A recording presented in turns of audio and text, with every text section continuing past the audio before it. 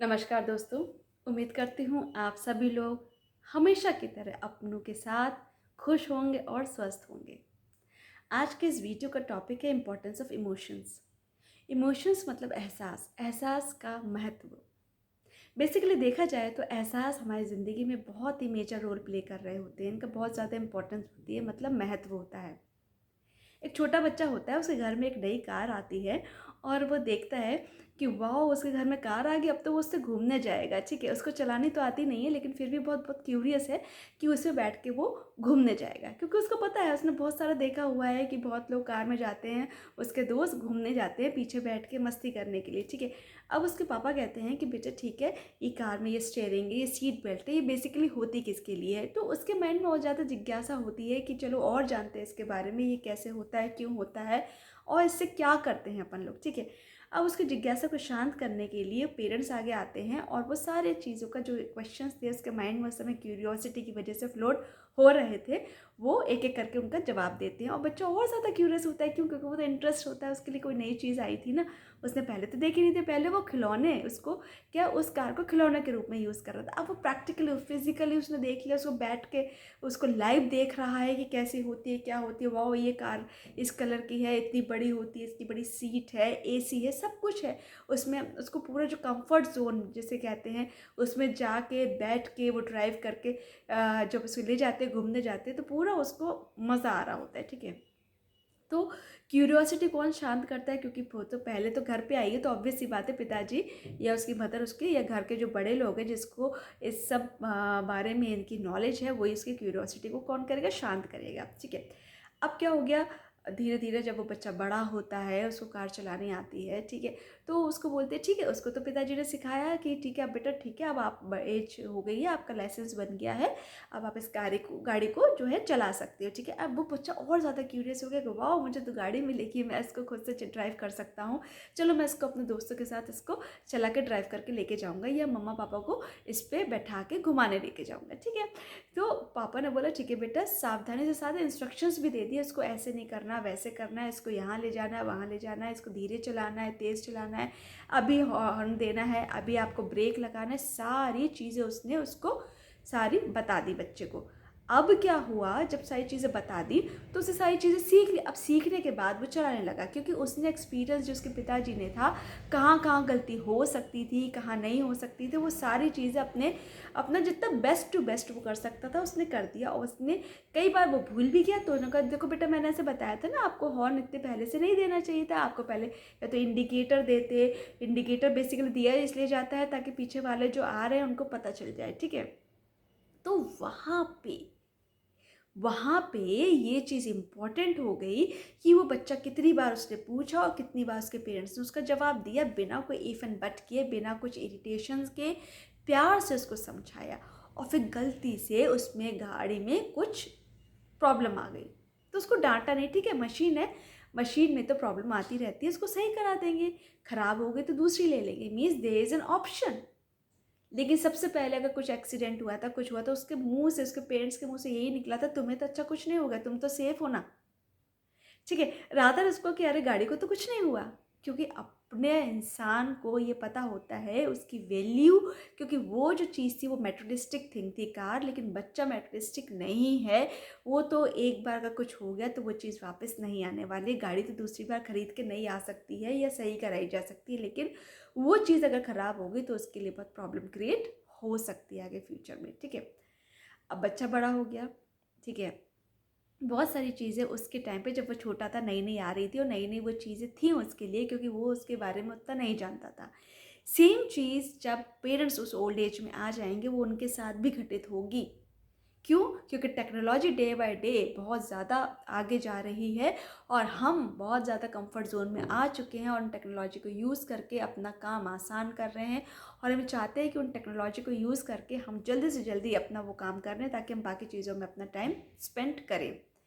ठीक है। अब चलिए बात करते हैं, बच्चा का अब्रॉड में था और उससे बात करने के लिए उसको किसी चीज़ की आवश्यकता, ज़रिया की आवश्यकता है ना, कि वो फेस टू फेस उसको देख पाए। फेस टू फेस देखने के लिए उससे कोई ऐप, सपोज स्मार्टफोन आ गए हैं, वीडियो कॉलिंग कराएंगे, टैबलेट्स यूज़ करेंगे, या स्मार्टफोन अच्छा वाला यूज़ करेंगे, या वेबकैम के थ्रू उससे लाइव बात करेंगे। चलो तसल्ली हो जाएगी कि ओके फाइन, बच्चा ठीक है, उससे बात हो रही है, ये एक इमोशंस में फीलिंग आ जाए कि हाँ वो बच्चा मेरे सामने ही है, सामने से मैं उसको देख पा रही हूँ, उससे बात कर पा रही हूँ। ठीक है।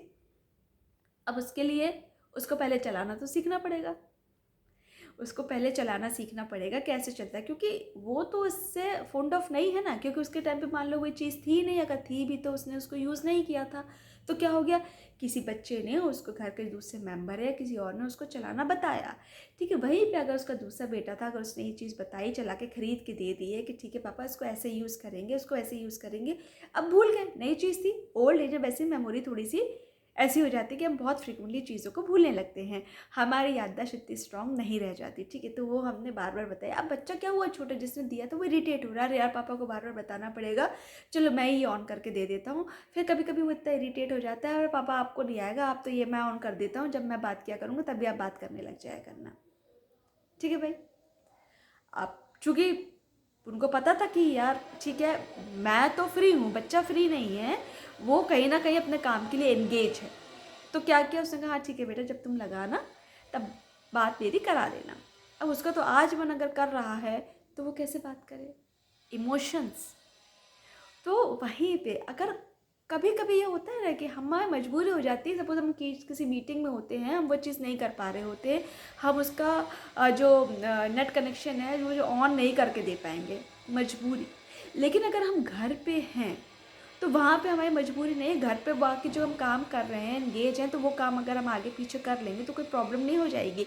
अगर हम वो पहले, क्योंकि उसका उस टाइम मन था उसको यूज़ करने का, जैसे बचपन में हमारा मन हो रहा होता है कि भाई रात को 12 बजे अगर भूख लगी है तो मम्मी आपको रात को 12 बजे कुछ ना कुछ बना के खिलाती थी, या फिर कुछ ना कुछ आपको खिला देती थी, जिससे आपकी भूख जो है शांत हो जाती थी। मीन्स दैट टाइम वो तो उनका सोने का टाइम था ना, वो तो कह सकती थी नहीं अभी सो जाओ, कल सुबह आपको बना के देंगे, कह सकती थी ना।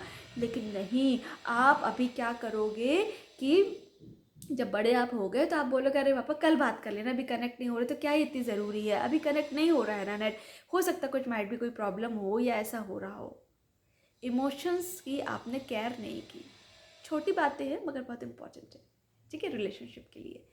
तो वहाँ पे आपने जब उसकी केयर नहीं की तो कहीं ना कहीं वो चीज़ हर्ट हो गई, कि कहाँ बच्चे के लिए आपने रात देखी ना दिन देखा, चीज़ खराब हो जाए, वो पैसा उसमें वेस्ट हुआ वो भी नहीं देखा।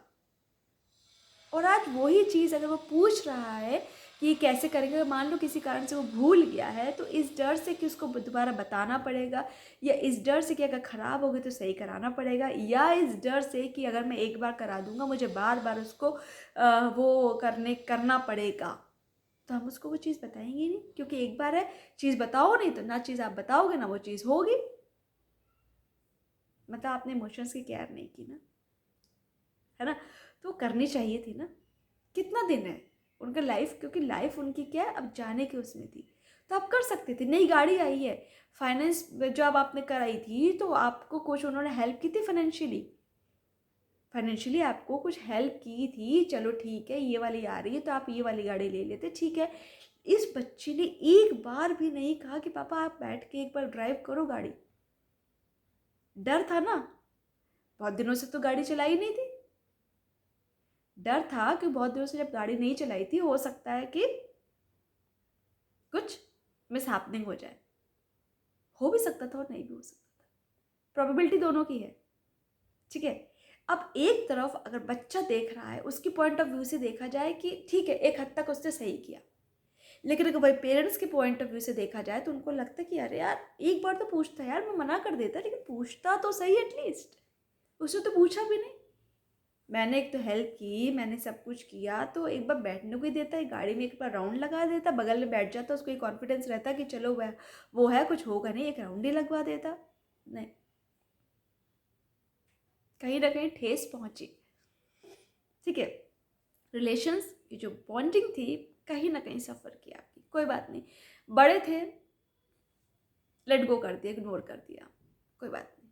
ठीक है, वहीं अगर ये छोटे होते बच्चे, वही अगर उल्टा होता तो क्या होता? अरे चलाओगे नहीं तो सीखोगे कैसे? क्या होगा? मैं बैठा हूँ ना साथ में, ऐसे कैसे हो जाएगा? कॉन्फिडेंस डेवलप कराते थे और बच्चे क्या करा रहे? कॉन्फिडेंस लूज करा रहे हैं। वहीं पे सिक्के का एक दूसरा पहलू भी नज़र आता है कि अगर हम देखें कि आप कभी कभी बच्चों से ये बोलते थे कि नहीं नहीं, रात को 10 बजे नहीं आना, 11 बजे वहाँ मत जाना, ऐसा मत करना, वैसा मत करना, ये खाने से प्रॉब्लम हो जाएगी, वो करने से प्रॉब्लम हो जाएगी। क्यों? आपने अपने जो एक्सपीरियंस है वो उन पे थोपे, है ना? क्योंकि देखिए, जो चीज़ होनी है वो तो हो के ही रहेगी, चाहे आप कुछ भी कर ले। बस ज़रिया ज़रूर आप में से कोई बन जाता है या कोई दूसरा बन जाता है, वो कारण होने का। लेकिन चीज़ तो होती ही है। अच्छी हो गई अच्छी बात है, बुरी हो गई तो आप जिम्मेदार हो। ठीक है?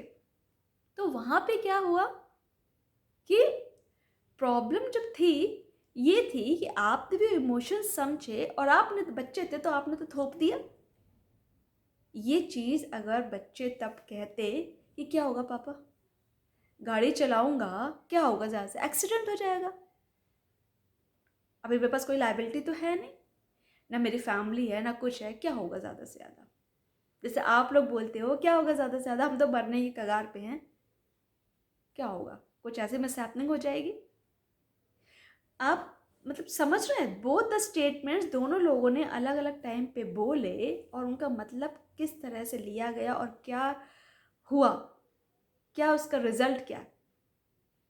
ठीक है? तो बच्चा कह रहा है तो क्या हो रहा है और बड़ा कह रहा है तो क्या हो रहा है, कह दोनों सेम ही चीज़ रहे हैं, फिक्र दोनों की ही है एक दूसरे की। लेकिन एक सोच रहा है कि अरे ये तो इसकी ईगो पे बात आ गई, एक बोल रहा है कि अरे बार बार ऐसा करना पड़ेगा वैसा करना पड़ेगा। केयर दोनों को है, फिक्र दोनों को है। ठीक है? तो कहने का मतलब ये है कि आप अगर छोटे हैं तो उनको, जैसे वो आपको कॉन्फिडेंस बिल्डअप कराते थे, आपको भी वही कॉन्फिडेंस बिल्डअप उनका कराना है।